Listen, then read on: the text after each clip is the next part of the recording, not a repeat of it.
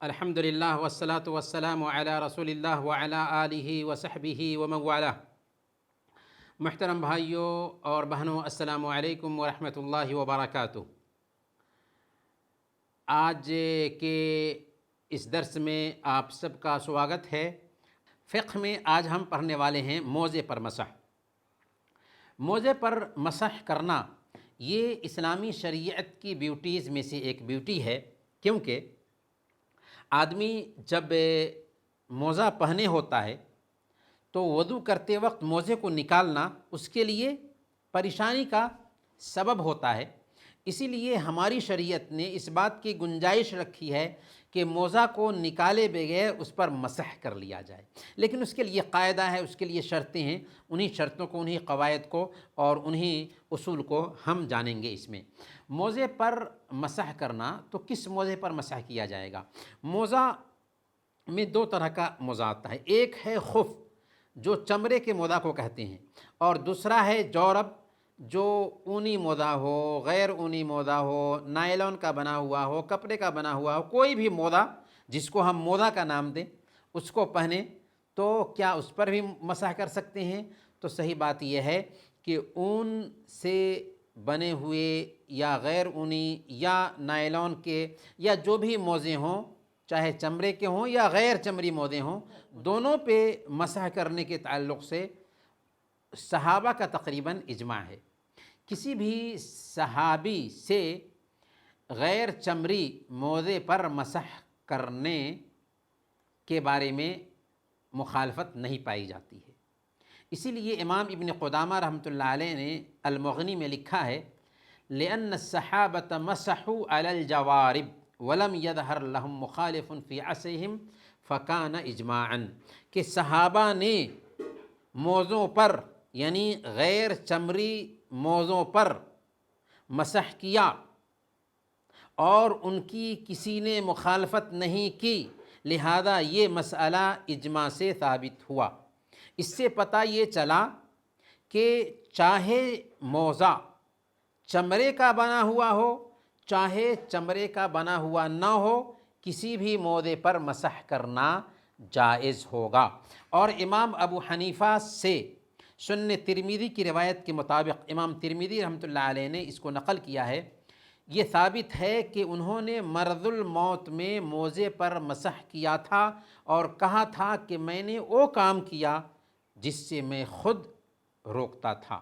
تو اس سے پتہ یہ چلا کہ موزے پر مسح کرنے کی چھوٹ ہے، اور اس میں چاہے چمڑی موزہ ہو چاہے غیر چمڑی موزہ ہو، یعنی نارمل جو موزہ جس کو ہم موزہ کہتے ہیں اس پہ مسح کرنے کی چھوٹ پائی جاتی ہے۔ موزے پر مسح کرنے کی شرطیں کیا ہیں تو اس کو جان لیتے ہیں۔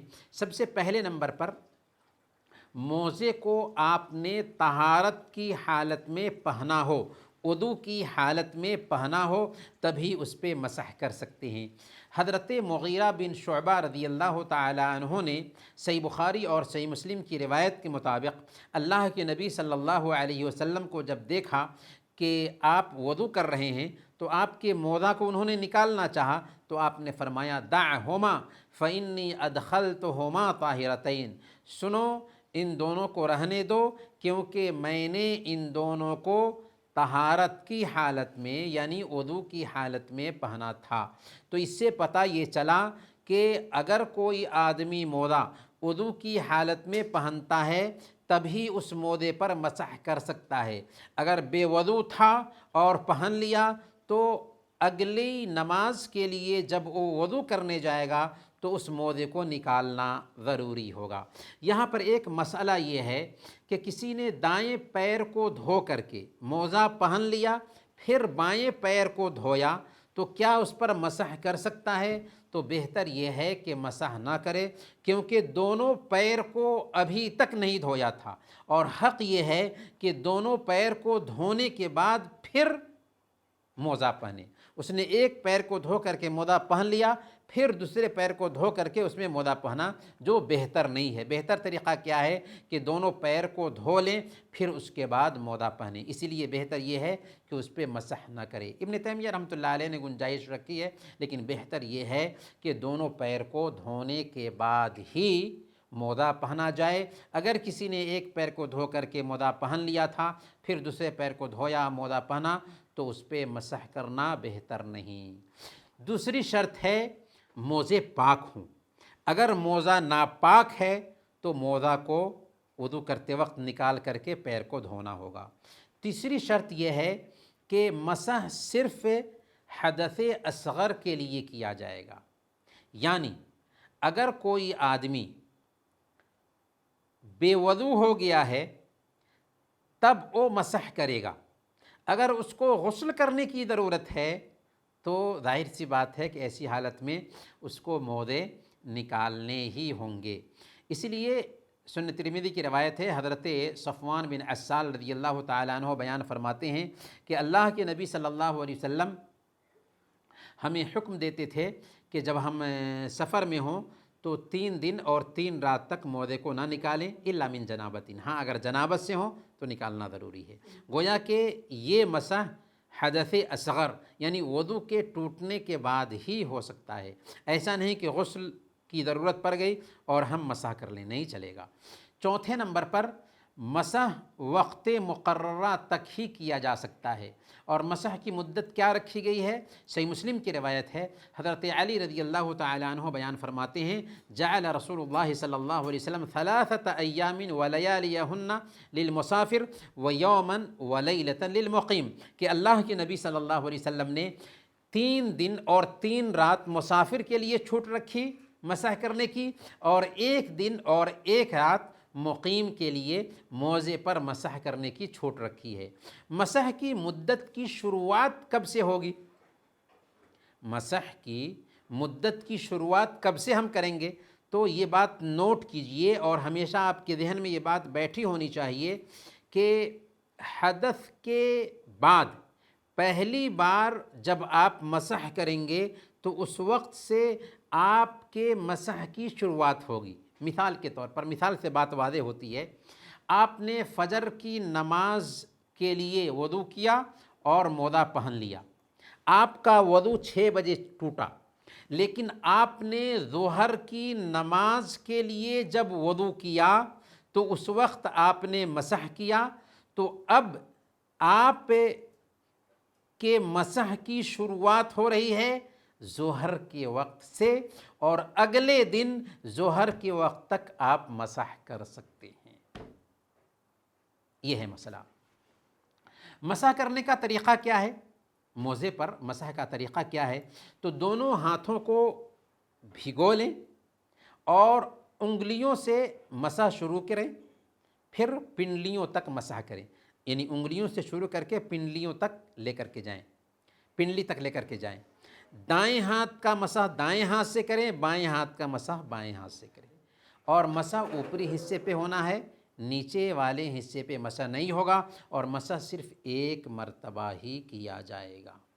سنن ابی داؤد کی روایت ہے، حضرت علی بن ابی طالب رضی اللہ تعالیٰ عنہ بیان فرماتے ہیں، لو کان الدین بالرأی لکان اسفل الخف اولا بالمسح من اعلیٰ وقد رأیت رسول اللہ صلی اللہ علیہ وسلم یمسح علی ظاہر خفی۔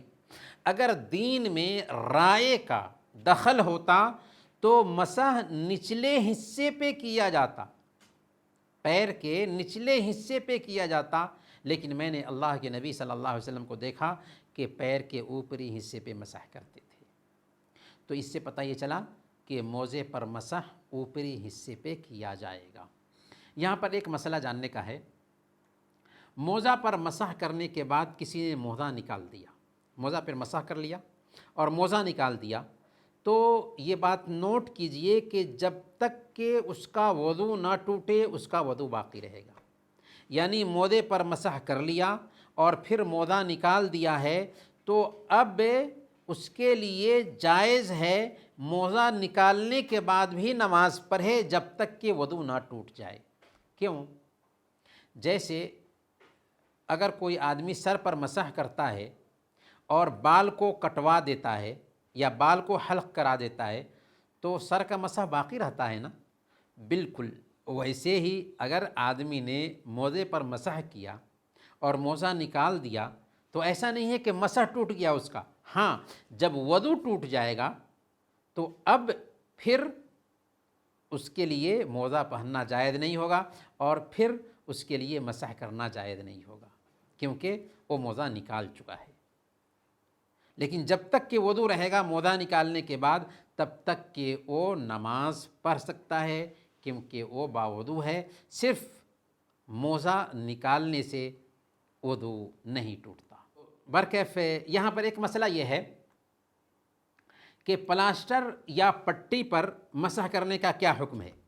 پلاسٹر یا پٹی پر مسح کرنے کا کیا حکم ہے؟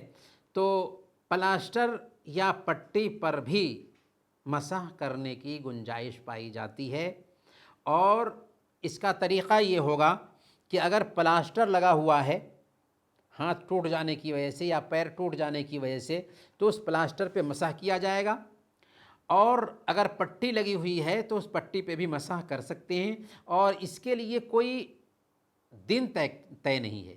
اگر 10 دن تک پلاسٹر لگا ہوا ہے 10 دن تک مسح کیا جائے گا۔ اسی طرح سے پلاسٹر کو یا پٹی کو باندھنا طہارت کی حالت میں بھی شرط نہیں ہے، کیونکہ ایک انسان کا اگر پیر ٹوٹتا ہے تو کیا وہ طہارت کرنے جائے گا پھر اس کو پلاسٹر چڑھایا جائے گا؟ نہیں۔ کبھی کبھار ایک انسان اس کیفیت میں نہیں ہوتا ہے کہ وہ طہارت حاصل کرے، تو اسلام کی چھوٹ ہے یہاں پر کہ اگرچہ وہ طہارت میں نہیں تھا اور اس کو پلاسٹر چڑھا دیا گیا ہے یا پٹی لگا دی گئی ہے، اس پہ وہ مسح کر سکتا ہے۔ ایسا نہیں ہے کہ موزے کے جیسے کہ طہارت کی حالت میں ہی پہنا ہو تبھی وہ موزے پر مسح کر سکتا ہے۔ پلاسٹر کے لیے یا پٹی کے لیے یہ چھوٹ ہے کہ اگرچہ طہارت نہ حاصل کیا ہو، پلاسٹر چڑھا دیا گیا ہے تو اب اس پہ وضو کے وقت مسح کر سکتے ہیں۔ کیا پھٹے ہوئے موزے پر مسح کرنے کی گنجائش ہے؟ تو یاد رکھیں کہ صحابہ کرام بہت غریب لوگ تھے اور ان کے موزے پھٹے ہوتے ہی تھے۔